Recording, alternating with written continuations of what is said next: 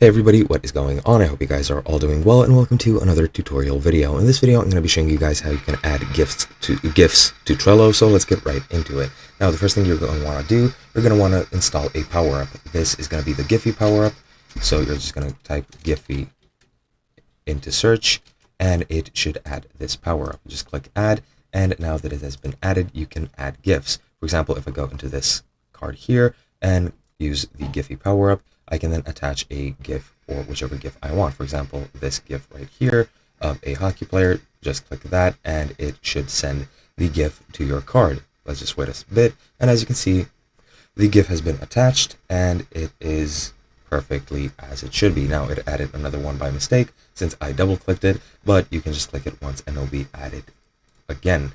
I'll just delete this one that is not on the cover. And as you can see, now that I've added it, it is on the cover. You can also change the cover to this if you want to, which looks a bit better.